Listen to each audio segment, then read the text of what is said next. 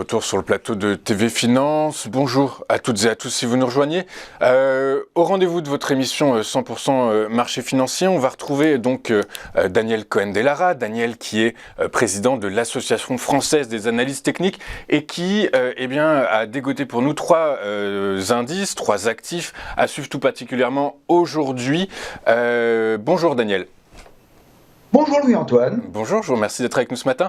On commence avec l'Eurostock 600 Banque. L'Euro 600 Banque, alors les banques qui sont sorties des portefeuilles actuellement, probablement pour deux raisons, parce que SWIFT est coupé en grande partie aux banques russes, mais également parce que les taux longs, les taux de marché sont en train de baisser. Daniel. Oui, tout à fait. On a deux effets qui se cumulent. Alors là, j'ai un graphique qui date de début 2020, avec au début, bien entendu, la grande baisse pandémique février-mars 2020.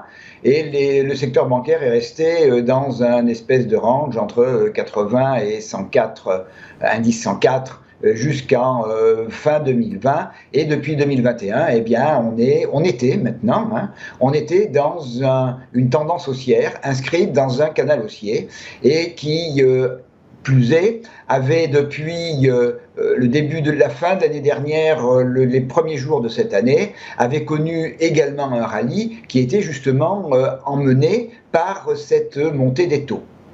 Et puis, depuis 2 semaines, on avait fait un sommet à 166,35.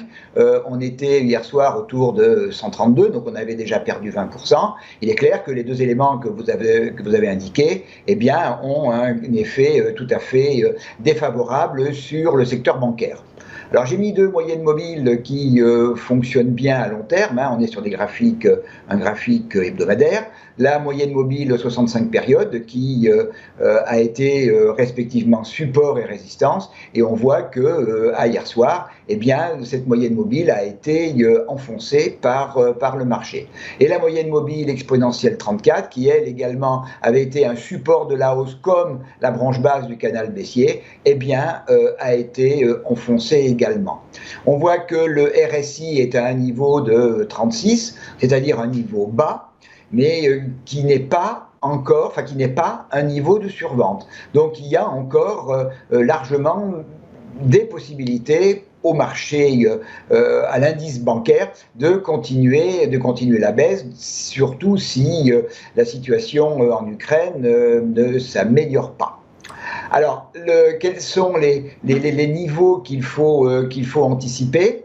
Alors, le premier niveau, on a cassé 133,85, qui était un niveau important, qui était un niveau de polarité. C'était le niveau qui avait déclenché le dernier rallye. C'est le dernier plus bas dans la tendance haussière. On l'a cassé. Si c'est confirmé en fin de semaine, en clôture hebdomadaire, la tendance haussière qui s'est développée depuis le début 2021, serait invalidée et on serait à ce stade-là en tendance neutre. Dans quelle direction? On a un autre niveau très important qui a été testé dans la hausse à trois reprises déjà, à 122,90, puis une grosse zone 104,50, 115,60, qui a été dans la montée au début de fin 2020, début 2021, qui a été testé. On l'a travaillé pendant pratiquement 2 à 3 mois.